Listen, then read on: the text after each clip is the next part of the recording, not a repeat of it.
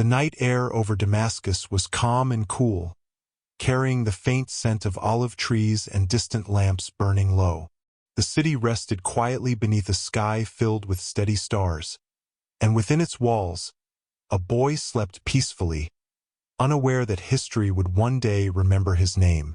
His name was Yusuf, the son of Ayyub, born into a world shaped by shifting empires, desert winds, and the slow turning of time. In those early years, life moved gently. The streets of Damascus echoed softly with the sound of footsteps at dawn, merchants opening their wooden shutters, and the call to prayer rising in calm harmony. Yusuf grew up listening more than speaking, observing more than acting. His father served as a respected officer, a man known for discipline and quiet loyalty, and his uncle was a commander whose presence commanded attention without raising his voice. Yusuf was not raised to dream of conquest. He learned instead the steady rhythms of faith, responsibility, and patience. He studied the Quran by lamplight, listening as scholars spoke of mercy, justice, and restraint. He learned to ride horses across open land, not for battle, but for endurance and balance. He practiced archery, not with aggression but with focus and control. Each lesson was gentle, repeated, and calm, like water shaping stone over time. As the years passed, the world beyond Damascus slowly revealed its tensions. The Crusader states stood along the coast, fortified cities of stone and iron, while Muslim lands were divided by rivalry and ambition. Power was scattered, and unity was fragile. Yusuf listened as elders spoke quietly about these matters, never with anger, but with concern. He learned that strength without wisdom faded quickly, and victory without mercy left scars that never healed. When Yusuf was still a young man, his family moved often, following the paths of service and duty. From Baalbek to Cairo, he saw cities rise from dust and riverbanks, each with its own rhythm and silence. In Egypt, the Nile flowed slowly under moonlight, its waters reflecting stars that seemed close enough to touch. There, Yusuf entered the service of Narrated, a leader known not for cruelty, but for discipline and devotion. Yusuf did not stand out at first. He was not loud, not boastful, not eager for recognition. He observed carefully, spoke rarely, and acted only when necessary. Those around him sometimes mistook this for weakness, but time, steady and patient, revealed otherwise. Campaigns came and went like passing seasons. Armies moved, treaties shifted, and fortunes rose and fell. Yusuf rode with others through dry plains and quiet valleys, witnessing both the cost of conflict and the fragile calm that followed it. He saw cities spared through negotiation rather than siege, and lives preserved through restraint rather than force. These moments shaped him more deeply than any battle. When Nur-ad-Din passed away, the region entered a time of uncertainty. Power vacuums formed, and rival leaders moved quickly to fill them. In Egypt, political tension grew thick like summer heat. Unexpectedly, Yusuf was chosen to lead, not because he demanded it, but because others trusted his calm presence. He accepted the responsibility without celebration, knowing leadership was not a prize, but a burden. As ruler of Egypt, Yusuf, now known as Salah ad-Din, lived simply. He slept little, ate modestly, and gave generously. Gold passed through his hands but rarely stayed there. He believed wealth was a trust, not a possession. When asked why he lived this way, he replied softly that a leader should prepare for the hereafter more than for comfort. Slowly, almost quietly, Salah ad-Din worked toward unity. He did not rush. He negotiated where possible, waited where needed, and acted decisively only when no other path remained. Cities joined him not through fear, but through trust. Over time, Egypt and Syria stood aligned, not perfectly, but steadily. Jerusalem remained distant, both physically and spiritually. For years, Salah ad-Din spoke of it not as a goal of conquest, but as a responsibility. He reminded those around him that it was a city sacred to many, and that any path toward it must be guided by restraint and honor. When conflict finally became unavoidable, Salah ad-Din prepared carefully. His army was disciplined, not driven by hatred. He reminded them that cruelty weakened the soul and arrogance blinded the heart. As they moved north, the land unfolded slowly beneath their feet. Hills bathed in soft sunlight, valleys resting in early morning mist, and long nights under open skies. The Battle of Hattin came not with chaos, but with exhaustion. Heat pressed heavily on both sides, water was scarce, and the land itself seemed to test every soul present. Salah ad-Din waited patiently, allowing time and terrain to do what force alone could not. When victory came, it was decisive yet restrained. Prisoners were treated with dignity, and vengeance was deliberately set aside. Jerusalem stood open soon after. The city, ancient and worn, held centuries of prayers within its walls. When Salah ad-Din entered, there was no massacre, no destruction. He ordered protection for civilians, allowed safe passage, and restored sanctuaries with care. Even those who feared him found themselves surprised by mercy. In the years that followed, Salah ad-Din faced new challenges, including the arrival of powerful European kings. Battles continued, treaties formed, and the land remained unsettled. Yet through all of it, Salah ad-Din remained consistent. He honored agreements, forgave enemies, and refused to celebrate suffering. When illness finally came, it arrived quietly. Salah ad-Din lay in Damascus, surrounded not by riches, but by simplicity. When his belongings were counted, they amounted to almost nothing. He had given away nearly everything he owned.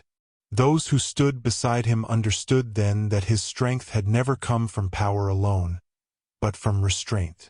As dawn broke over Damascus, the city once again rested under a calm sky. The life of Salah ad-Din ended not with noise, but with silence, the kind that lingers gently, like a story remembered just before sleep. The seasons moved gently after Jerusalem, as though the land itself wished to rest. Yet peace never fully settled, only softened. Along the coast, the sea breathed steadily, waves folding into themselves beneath moonlight, while inland, caravans crossed open ground with measured patience. Salah ad-Din continued his work not as a conqueror celebrating victory, but as a caretaker maintaining balance. Each morning began quietly. Before the city stirred, before guards changed posts and merchants lifted their shutters, he prayed in silence. Those moments shaped his days more than councils or campaigns. He believed that clarity came from stillness, and that decisions made without reflection often carried regret. News arrived from distant lands, carried by messengers whose voices were tired from travel. Kings of Europe were preparing once again. Ships gathered, banners were raised, and the long road of the Third Crusade slowly formed. Salah ad-Din listened without alarm. He had learned that fear clouded judgment, while patience sharpened it. He focused instead on preparation. Fortresses were strengthened, supplies organized, and commanders reminded of discipline. There was no rush, no fiery speeches, only calm instruction and quiet resolve. He reminded his men that war was not glory, but necessity, and that dignity must remain even when tested. Among those who opposed him was Richard of England, later called the Lionheart. Richard was brave, skilled, and fierce, respected even by those who faced him. Salah ad-Din spoke of him without hatred, acknowledging courage wherever it appeared. To him, enemies were not monsters, but men shaped by circumstance and belief. Battles along the coast unfolded slowly, like tides advancing and retreating. Acre fell after a long siege, a moment of deep loss and sorrow. Salah ad-Din mourned the lives taken on both sides. He did not seek revenge, only stability. When prisoners were executed by others, he turned away in grief, knowing such acts hardened hearts and prolonged suffering. Despite conflict, moments of humanity appeared unexpectedly. When Richard fell ill, Salah ad-Din sent his own physician. When Richard's horse was lost, Salah ad-Din sent him another. These gestures were not strategy alone, but reflection of belief that honor existed beyond victory. Between campaigns, Salah ad-Din traveled through towns and villages. He listened to farmers speak of water shortages, to elders speak of lost sons, to children who barely understood why armies passed through their fields. He ordered aid distributed, taxes reduced, and repairs made wherever possible. Leadership, to him, was service extended quietly. At night, tents glowed softly across the plains. Fires burned low. Soldiers spoke in hushed tones, cleaning armor, mending fabric, thinking of home. Salah ad-Din often walked among them without announcement. He listened more than he spoke. His presence was steady, reassuring, like a familiar rhythm. Treaties came and went. Some held briefly, others longer. Eventually, an agreement allowed Jerusalem to remain under Muslim control, while granting safe access to pilgrims of all faiths. It was not perfect peace, but it was peace enough for the moment. Salah ad-Din accepted it without triumph, understanding that history moved in cycles, not conclusions. As years passed, his body began to slow. The long nights, constant travel, and weight of responsibility took their toll. Yet his routine remained unchanged. He continued to rise early, give generously, and judge fairly. He owned little, carried few personal items, and kept no treasures. His wealth lived in the trust of others, not in gold. Scholars visited him often, engaging in quiet discussion. He supported learning, believing that knowledge preserved civilization when power failed. Libraries were protected, schools funded, and debates encouraged. He understood that ideas endured longer than armies. When Salah ad-Din returned to Damascus for the final time, the city welcomed him with respect, not celebration. He walked its streets slowly, recognizing familiar sounds, the murmur of prayer, the shuffle of sandals, the distant laughter of children. These simple moments mattered most to him. Illness arrived gently. There was no sudden collapse, only increasing fatigue. He accepted it calmly, continuing to give instructions until his strength faded. When told to rest, he smiled faintly and said that rest came eventually to all. As his final days approached, he requested that his shroud be carried through the streets with a simple message, that from all his victories and power, this was all he took with him. It was not meant to frighten, only to remind. On his last night, Damascus was unusually quiet. Lamps burned low. The air was cool and still. Salah ad-Din lay peacefully, surrounded by prayer and silence. He passed without struggle, leaving behind no fortune, only memory. Long after, stories continued to travel farther than armies ever had. They crossed seas, entered libraries, and whispered themselves into quiet rooms. Not stories of conquest, but of restraint.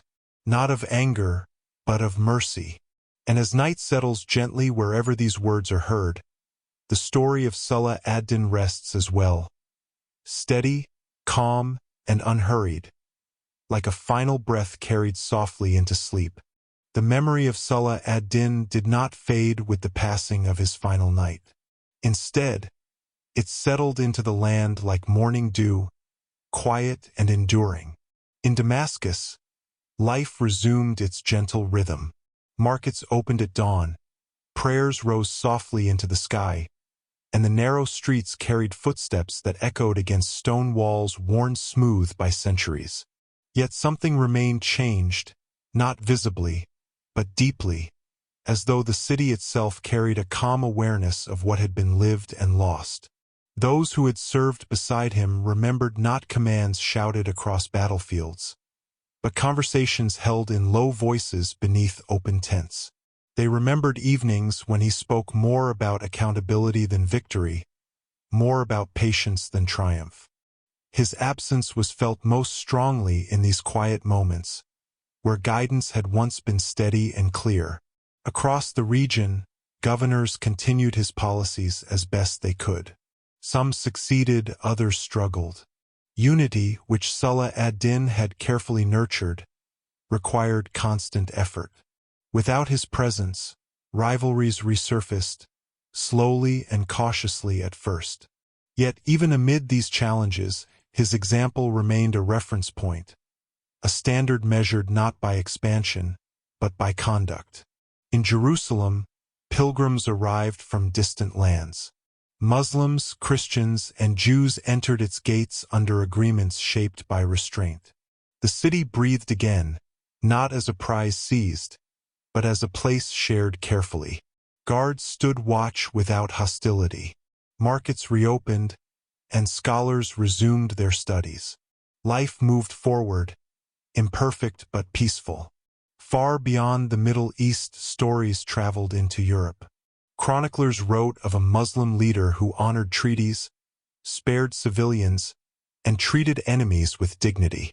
His name appeared in unexpected places, monasteries, royal courts, and later, books written centuries after his death. Over time, myth and truth blended, yet at the center remained a figure remembered for mercy. Richard of England returned to his own struggles, carrying with him a complex respect.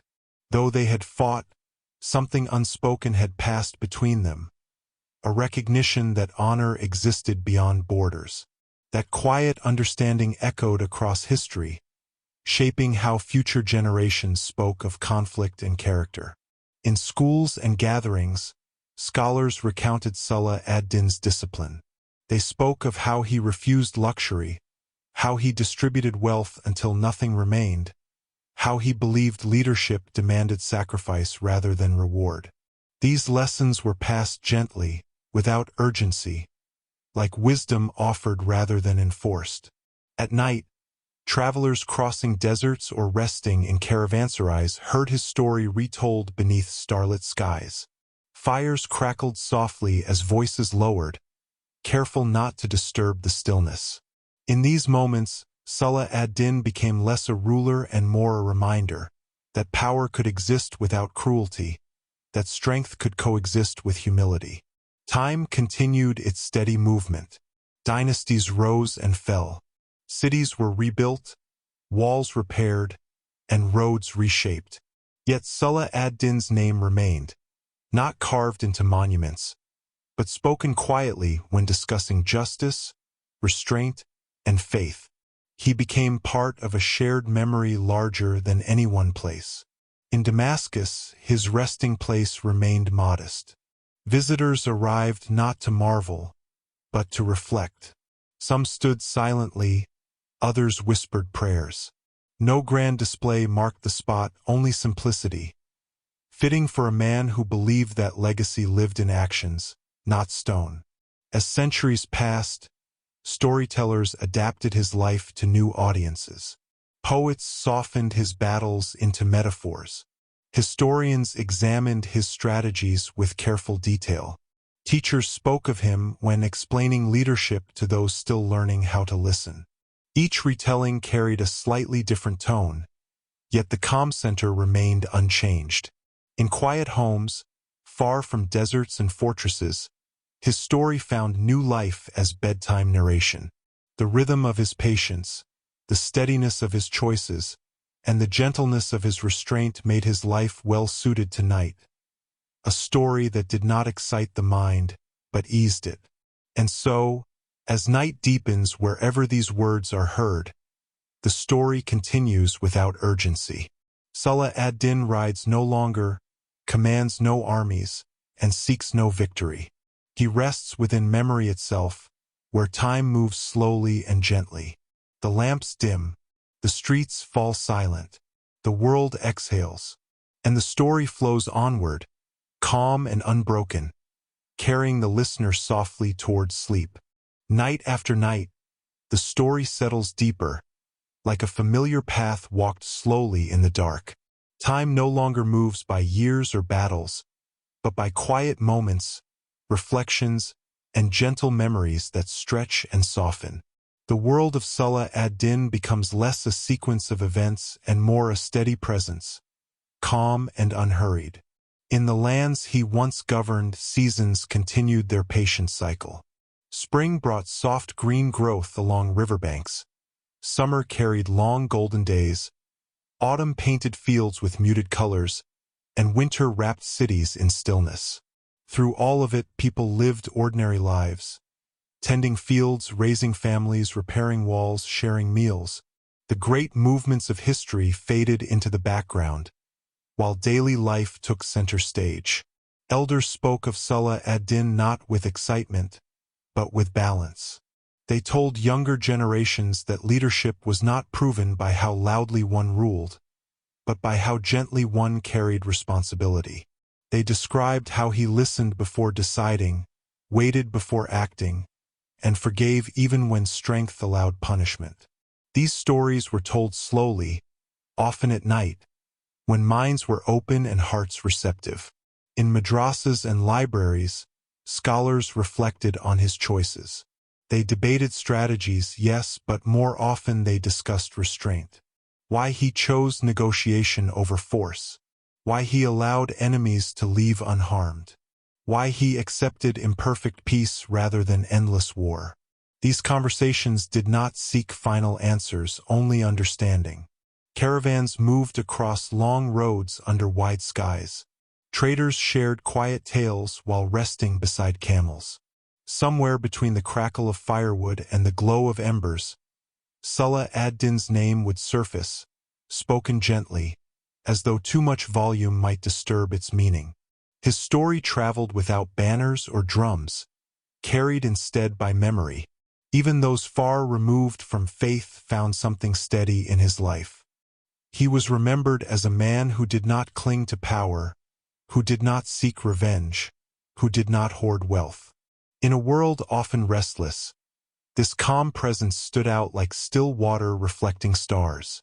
As generations passed, details softened, faces blurred, exact dates faded. But the feeling remained, the sense of composure, dignity, and humility. Over time, Salah ad-Din became less defined by what he conquered and more by what he chose not to do. In quiet evenings, parents spoke his name while children drifted towards sleep. The tone was never urgent. There was no need for suspense or fear. The story itself carried a rhythm that slowed breathing and softened thought. His life unfolded not like a clash of swords, but like a long journey taken carefully, step by step. Far away, beyond deserts and seas, his story found new listeners in distant lands. Translations carried his name into languages he never heard. Yet even there, the same calm followed. Readers paused over passages describing mercy, patience, and honor.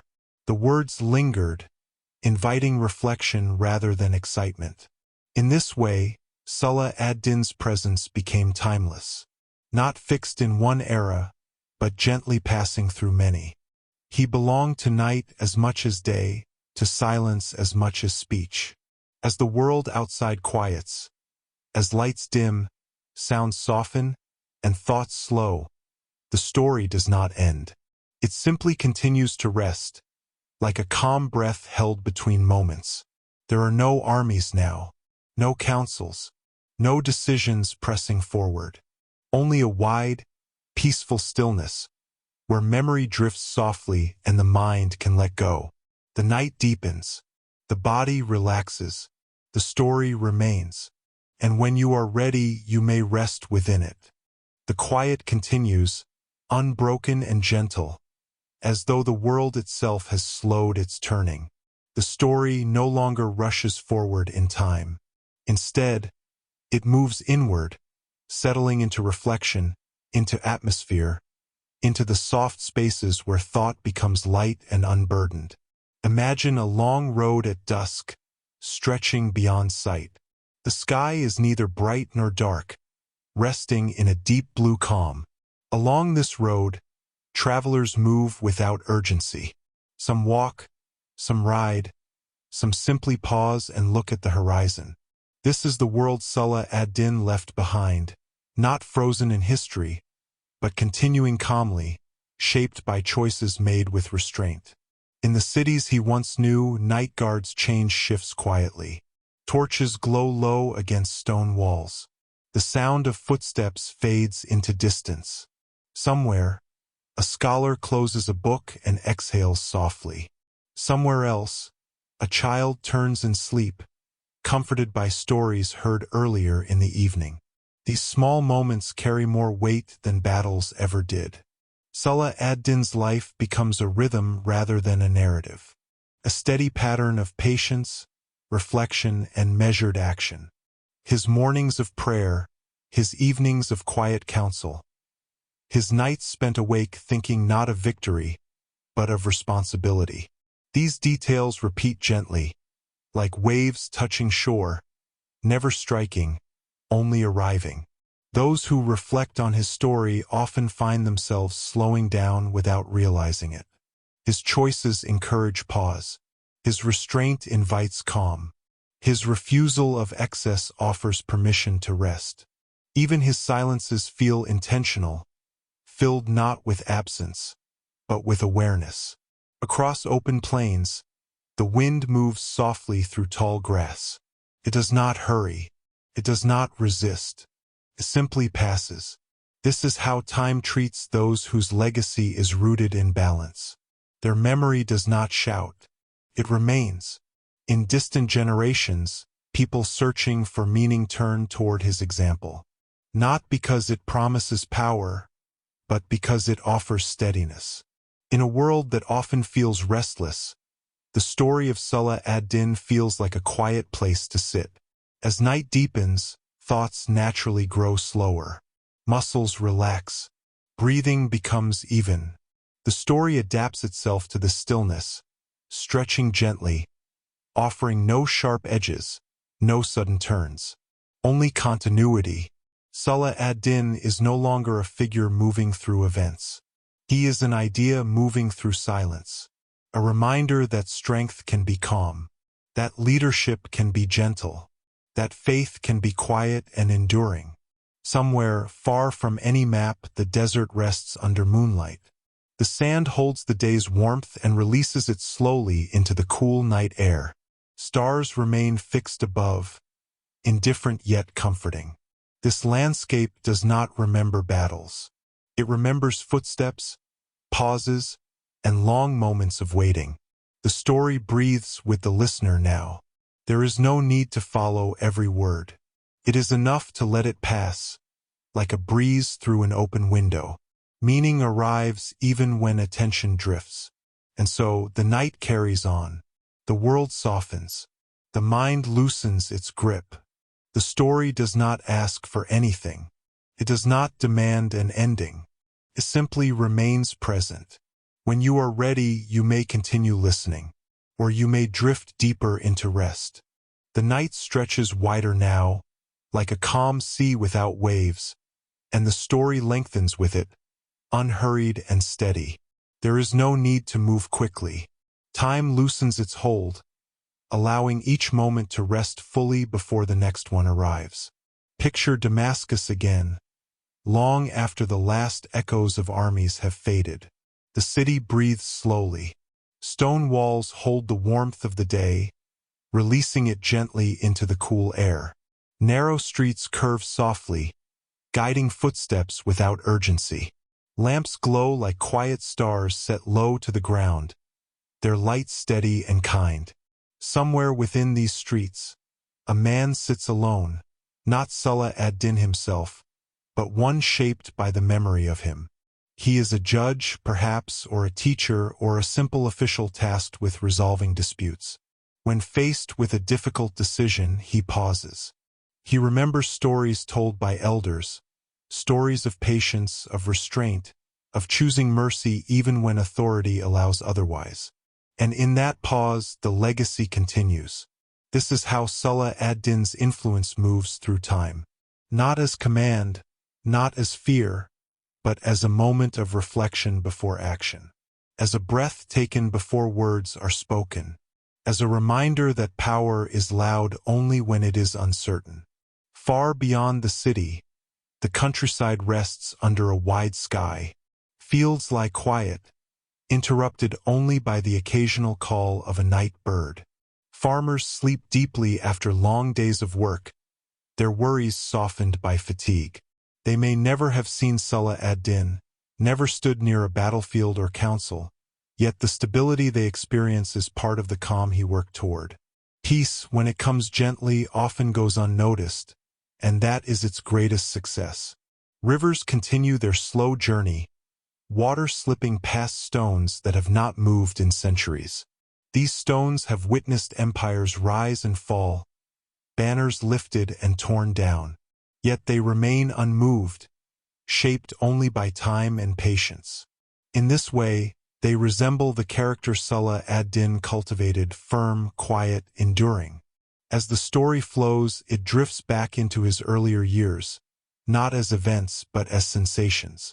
The feel of reins in his hands as a horse moves steadily beneath him. The sound of wind brushing against fabric. The low murmur of prayer at dawn. These moments return softly, without urgency, as though remembered in a dream. He is no longer young, no longer old. Age dissolves.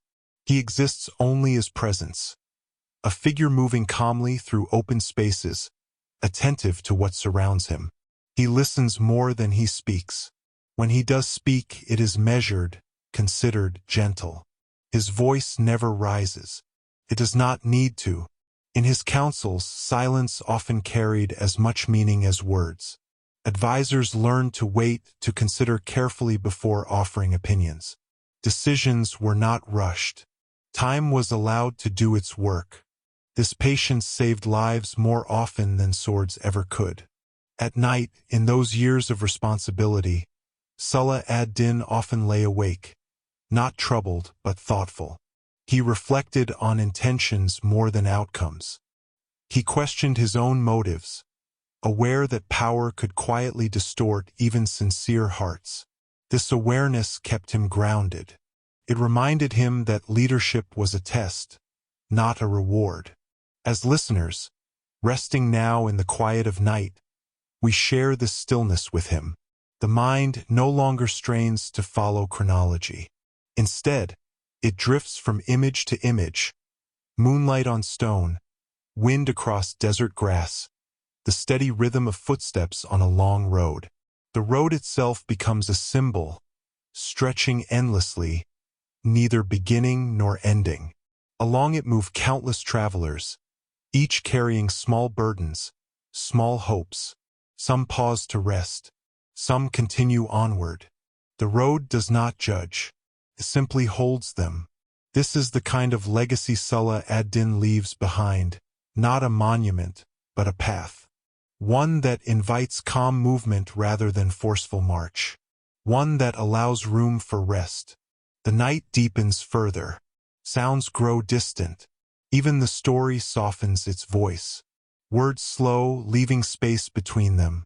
Meaning settles gently, like dust after motion has ceased. In this quiet, there is no need to remember every detail. It is enough to feel the tone, the steadiness, the balance, the calm endurance. These qualities linger long after specific events fade. Somewhere, a lamp flickers and steadies. Somewhere, a breeze moves through open air. Somewhere, a thought dissolves into sleep. The story continues not forward, but inward. Not louder, but softer. Not faster, but deeper. And as breathing becomes slow and even, the presence of Salah ad-Din remains, not as a figure of war, but as a companion to rest. A reminder that strength can be gentle, that leadership can be quiet, and that the night itself is patient. The world rests, the story rests, and you may rest too. The story moves forward now, slowly and carefully, toward Jerusalem, not as a sudden clash, but as a long, inevitable approach shaped by patience, restraint, and time. Years before the city itself came into view, Jerusalem already lived quietly in Salah ad-Din's thoughts. Not as an obsession, not as a symbol of glory, but as a responsibility waiting patiently.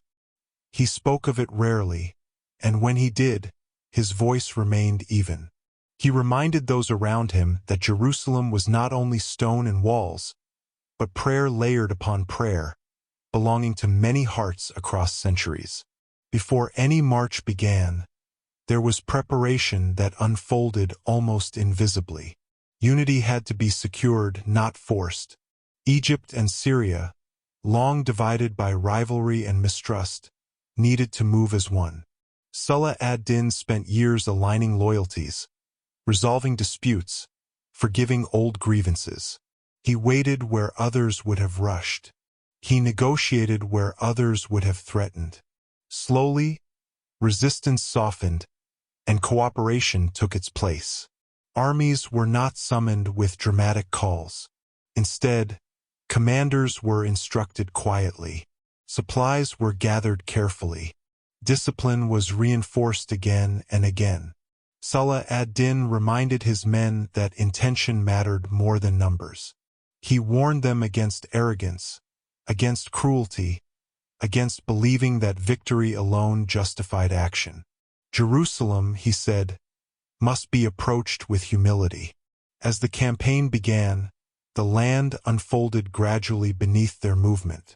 Rolling hills stretched under pale skies. Olive groves passed in silence. Villages watched as soldiers moved through without disturbance.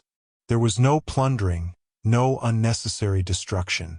Orders were clear: respect the land and its people.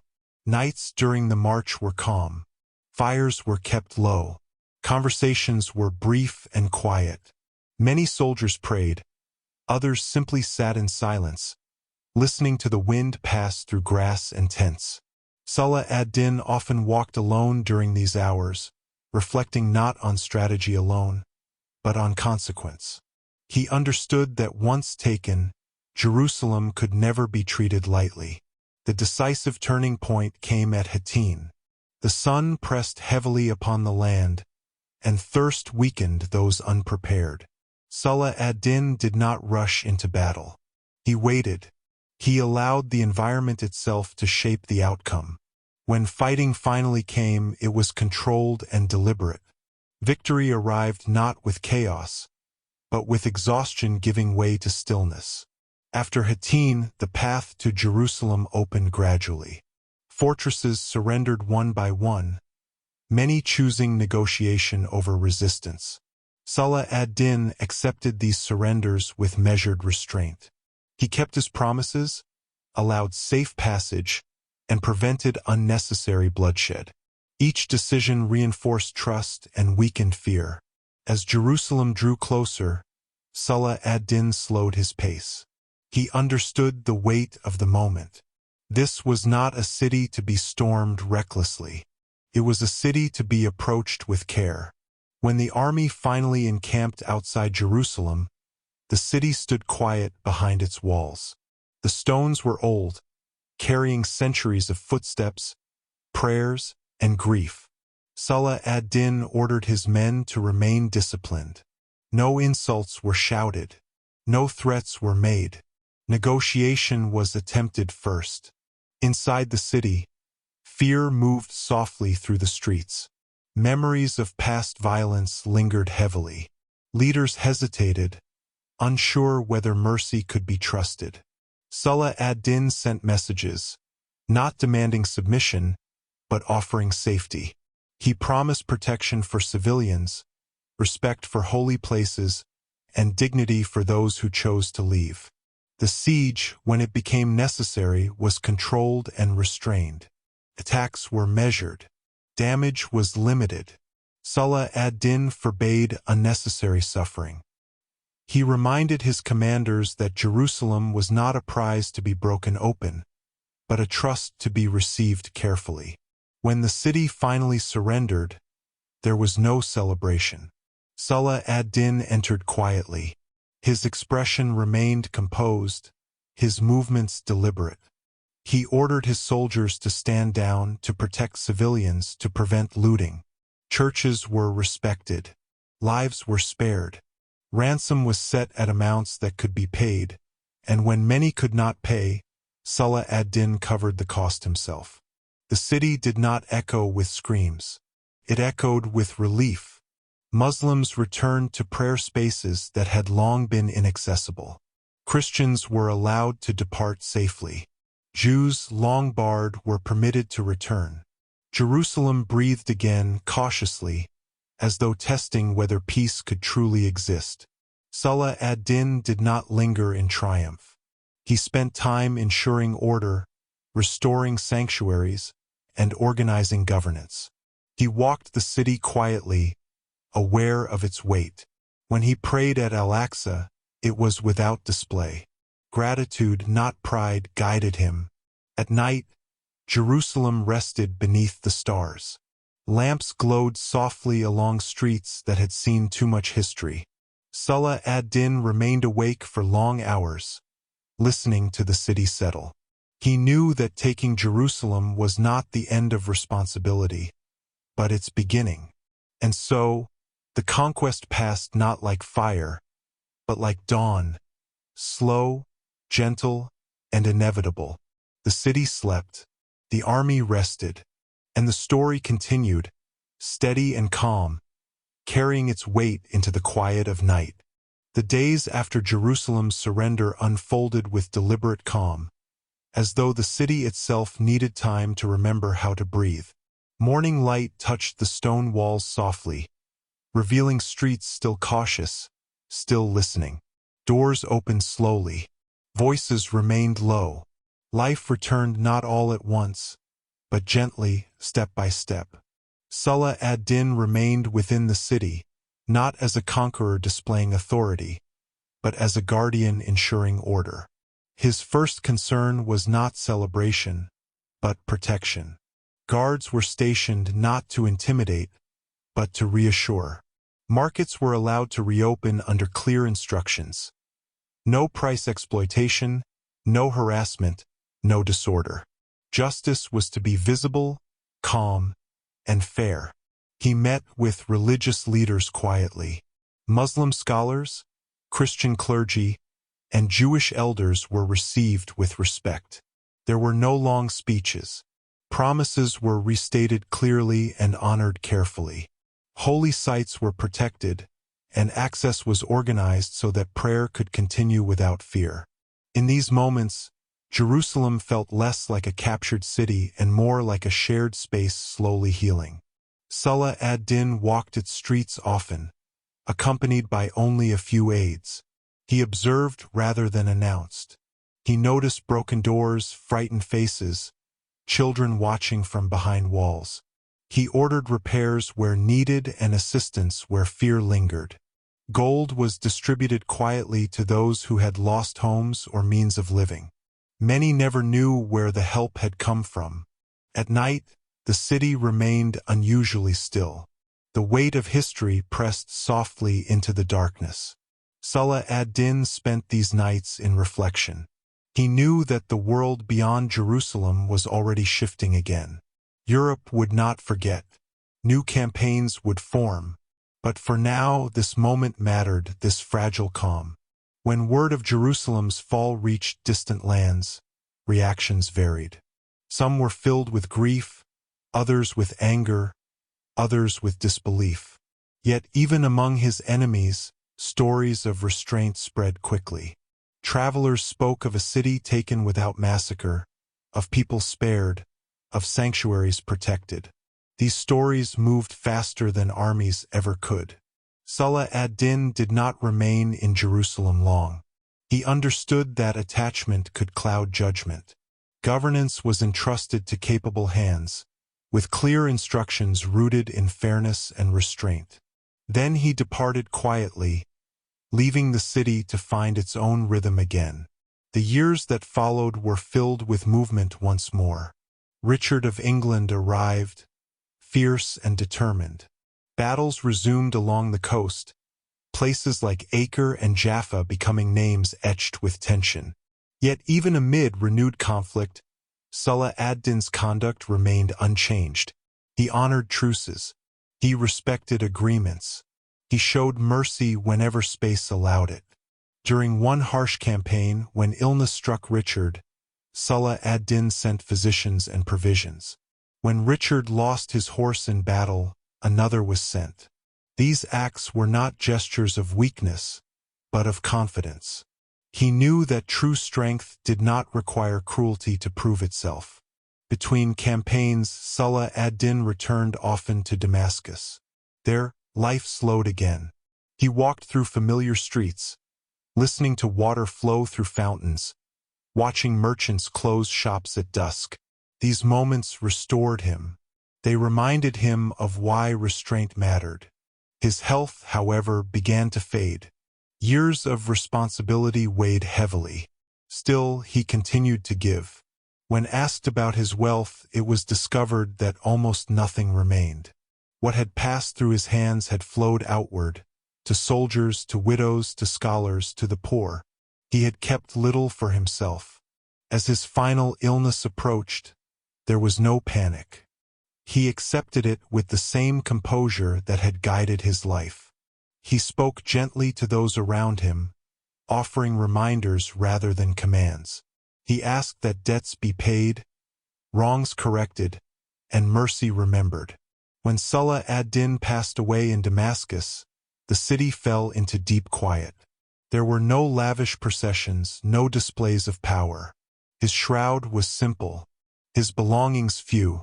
A message was carried through the streets, showing that from all his victories, this was all that remained. It was not a warning, only a truth. After him, the world continued as it always does. Conflicts returned.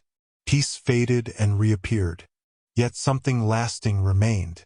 His name endured not as a symbol of domination, but of balance. Jerusalem continued its long history, shaped by many hands, many prayers, many nights. And within that history, the moment of its return under Salah ad-Din rested like a quiet pause, not perfect, not permanent, but humane. Now, as the story settles again into night, the movement slows. The weight of events fades into atmosphere. Stone walls rest beneath moonlight. Roads stretch silently into distance. Lamps dim, voices quiet. The conquest is complete, not as an ending, but as a chapter closed gently without force. The story remains. The night deepens, and rest comes naturally.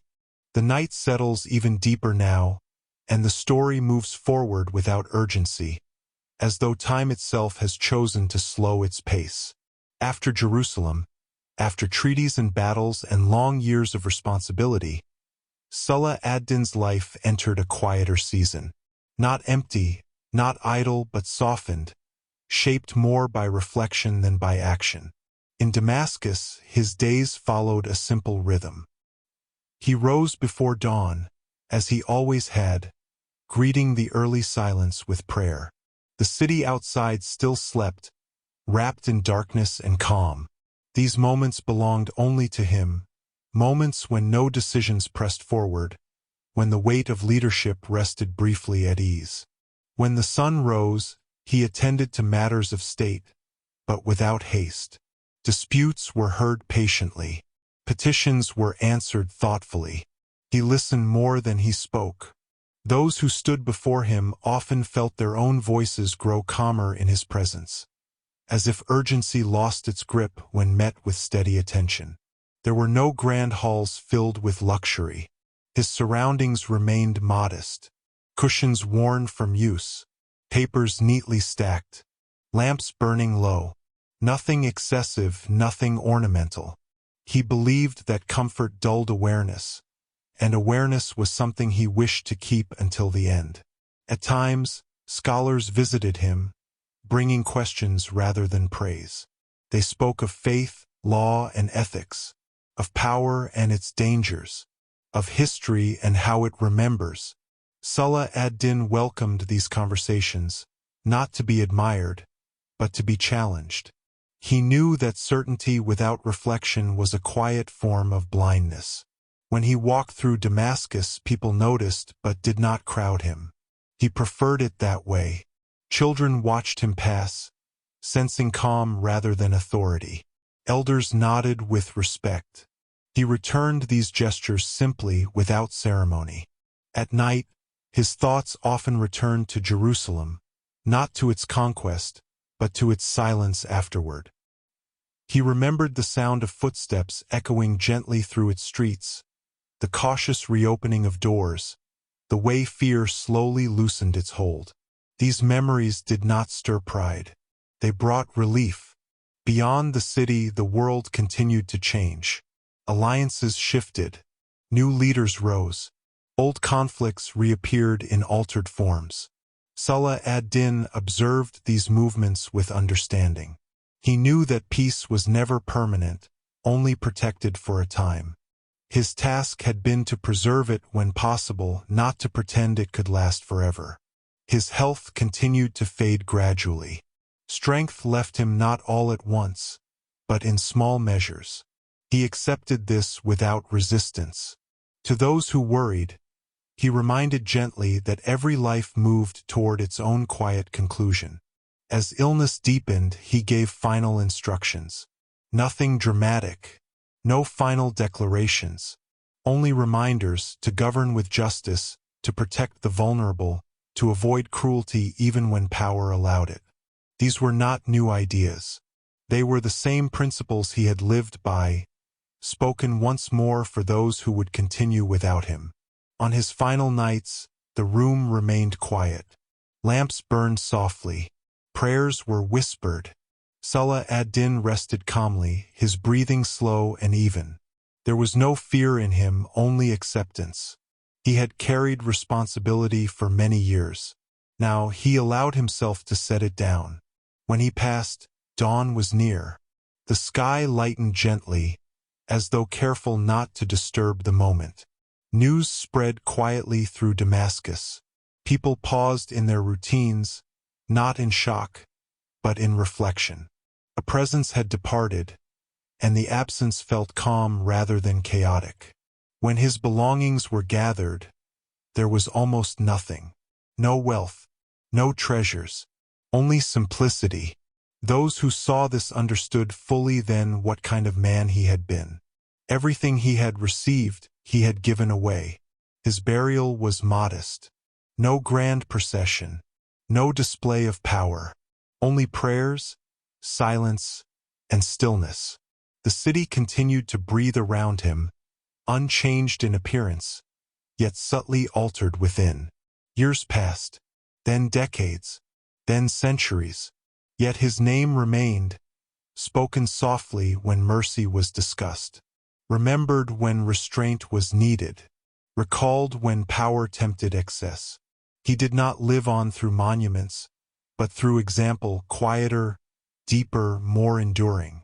Jerusalem continued its long history. Damascus changed and endured. The world moved forward, restless as always. But within that movement, the memory of Salah ad-Din rested like a calm center. And now, as the story reaches its final quiet stretch, there is nothing left to explain, nothing left to prove. Only the steady rhythm of night, the slowing of breath, the gentle fading of thought. The story does not end sharply. It settles. It rests. And as sleep comes naturally, the life of Salah ad-Din remains. Not loud, not distant, but present in stillness, guiding the mind gently into rest. The night holds steady, unbroken, and the story continues in the same calm rhythm, without urgency, without sharp edges. What remains now is not history moving forward, but memory settling deeper, becoming part of the quiet background of thought, where stories soften and transform into feeling. Long after Salah ad-Din's passing, long after those who had known him personally were gone. His presence still moved gently through the world, not as a figure standing at the center of events, but as a quiet influence felt in moments of decision. In councils where voices rose too quickly, someone would pause. In moments when anger seemed justified, restraint would appear. These pauses carried his echo. In Damascus, generations grew up beneath the same sky that had watched him walk its streets. Children learned to read by lamplight, tracing letters slowly, patiently. Teachers spoke of history not as a chain of victories and defeats, but as a series of choices. When Salah ad-Din's name appeared, the room often grew quieter. His story required no embellishment, carried its own weight. In Jerusalem, time layered itself gently over stone. Footsteps crossed the same paths day after day. Prayers rose in different languages, at different hours, yet shared the same air. The city remained complex, often tense, sometimes peaceful, always sacred. Among its many chapters, the memory of its return under Salah ad-Din rested like a calm interval, brief in the span of centuries, yet deeply remembered. Travelers continued to pass through the region. Some were merchants, some scholars, some pilgrims. At night, resting beside fires or within quiet inns, stories surfaced naturally. Not tales of battle, but of conduct. Of a ruler who kept his word. Of a city spared. Of mercy chosen when power allowed otherwise. These stories traveled without maps, carried only by voice and memory. In distant lands, long removed from deserts and stone walls, books were written. Historians examined dates and strategies. Poets softened facts into metaphor. Yet across these different tellings, a consistent calm remained. Salah ad-Din was remembered not for excess, but for balance. Not for domination, but for dignity. As centuries passed, the world grew louder in many ways. Cities expanded. Conflicts multiplied. Speed increased. Yet the story of Salah ad-Din remained strangely resistant to noise. It refused urgency. It invited stillness. It reminded listeners that not every life of consequence needed to be dramatic. This is why his story found a home in the quiet hours of night. When the body is tired and the mind seeks rest, his life offers permission to slow down. There are no sudden turns here, no sharp rises in tension, only steady movement toward understanding. Imagine once more the landscapes he knew, open plains under wide skies, hills softened by distance, cities glowing faintly after sunset. These places exist now only in memory, yet they feel familiar, as though visited before in dreams. The mind recognizes them as safe spaces, places where nothing demands immediate response. Salah ad-Din walks there still, not as a ruler, but as a presence. His pace is unhurried, his gaze observant. He does not carry weapons or wear armor. He carries only awareness. When he pauses, the world pauses with him. In this space, time loosens completely. Past, present, and future blend into a single quiet moment. There is no pressure to follow events. The story has already done its work. What remains is atmosphere. Calm, grounded, reassuring. Breathing slows naturally. Shoulders relax. Thoughts become softer, less defined. Words drift in and out of focus, no longer needing to be held tightly. The story allows this. It does not insist on attention. It simply remains available. If the mind wanders, it wanders safely.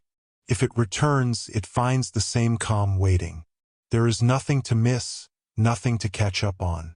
The journey has become circular, like a gentle path walked repeatedly without destination. This is how the story of Salah ad-Din lives at night.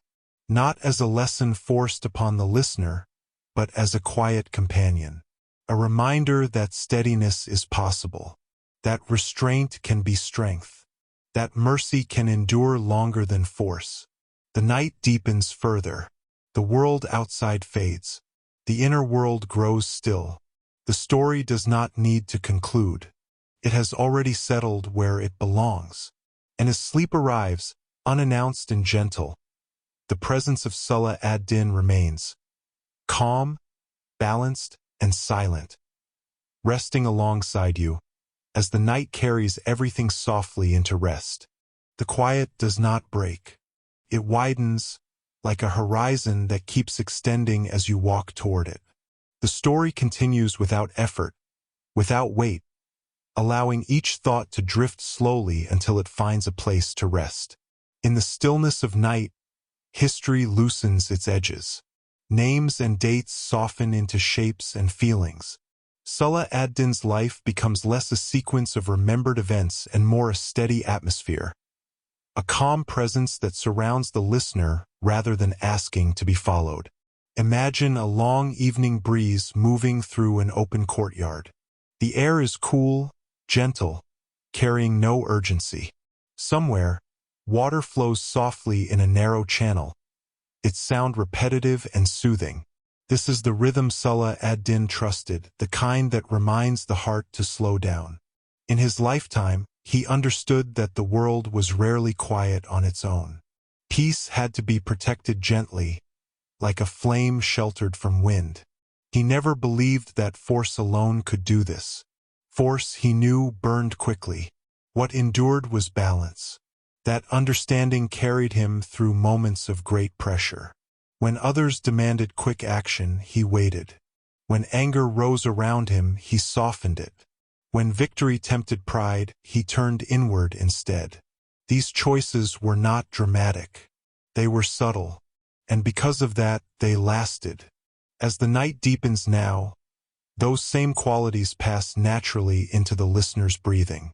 Inhale slow and even. Exhale unhurried. The body recognizes the rhythm and follows it without instruction.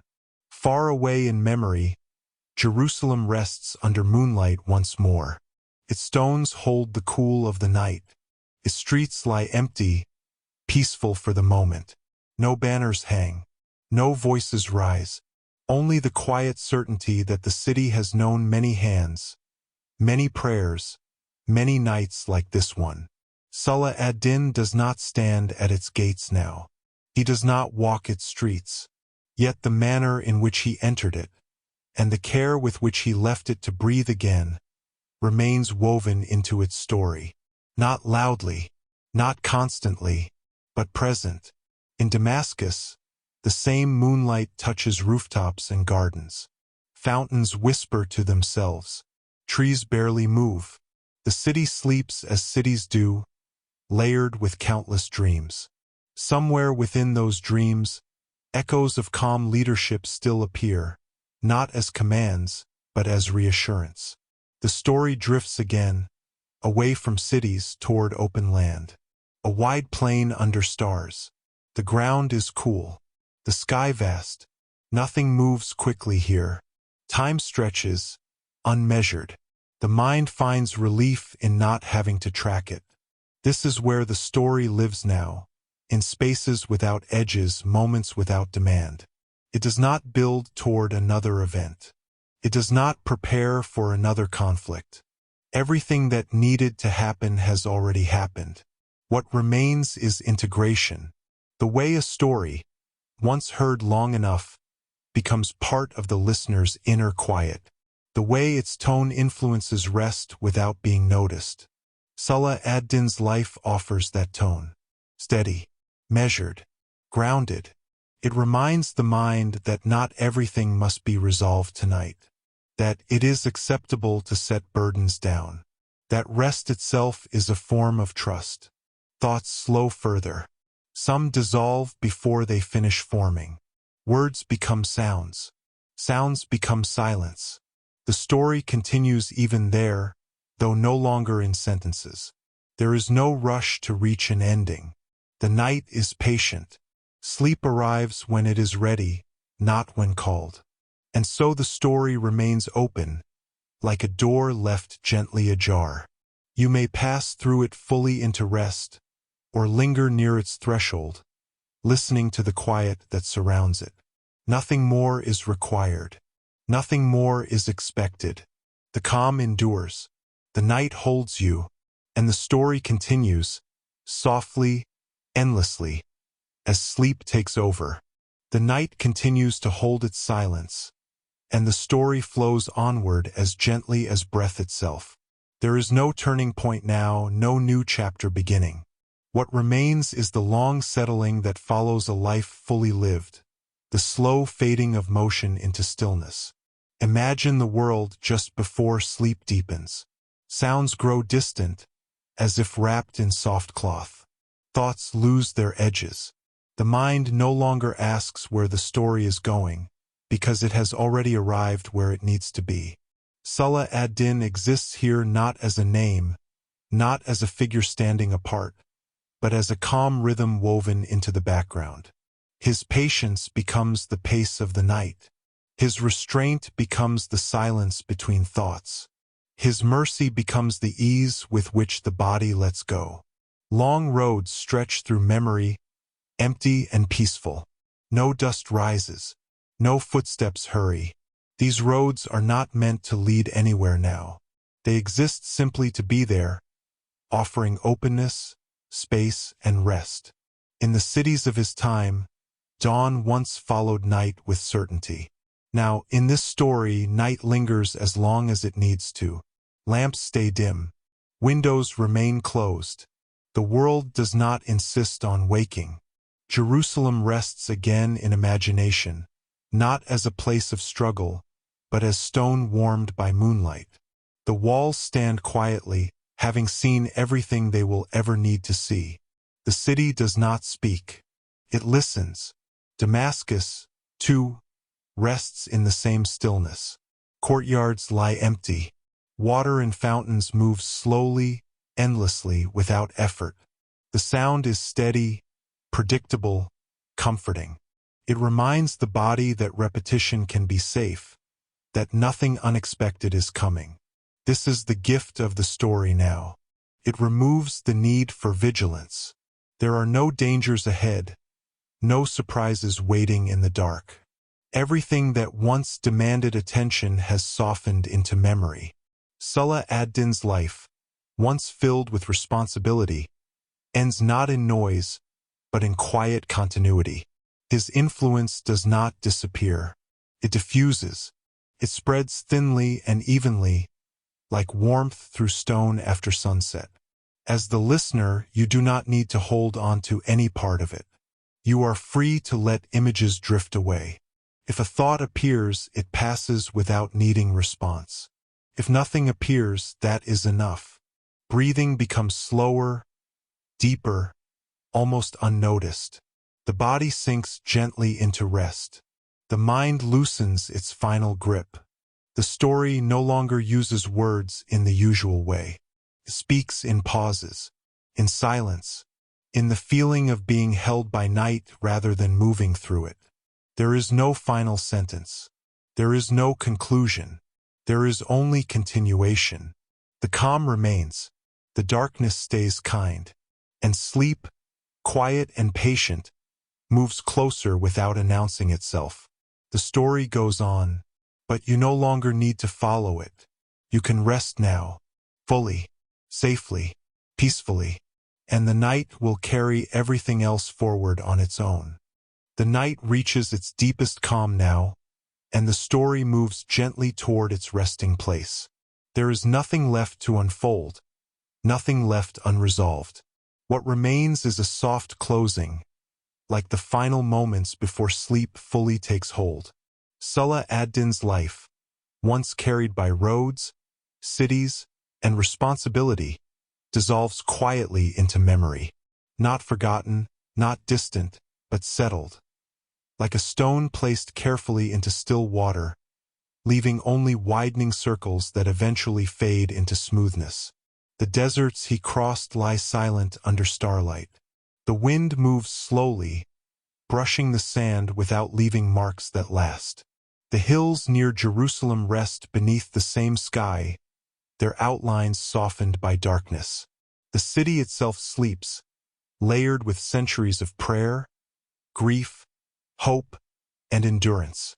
For a brief time in its long history, it was treated with mercy, and that memory remains, gentle and intact. Damascus rests as well. Courtyards are dark. Lamps are nearly out. Somewhere, water continues to flow through narrow channels, repeating the same sound it has made for generations. This sound does not rush. It does not change. It simply continues, steady and reassuring. Salah ad-Din no longer walks these places, yet his way of being remains woven into them. In the idea that leadership can be quiet. In the understanding that strength does not need cruelty. In the reminder that faith can be lived softly, without display. As the story closes, it no longer belongs to history alone. It belongs to the night, to rest, to the slow rhythm of breathing that now needs no guidance. Words become less important. Images blur gently at their edges. The mind stops reaching outward and settles inward. There is no final lesson spoken aloud. No declaration. No call to remember. The story ends the way his life ended, without noise, without excess, without fear. Only calm. Only stillness. Only release. The night holds everything now. The story has done its work. And sleep arrives naturally, quietly, completely. Rest well.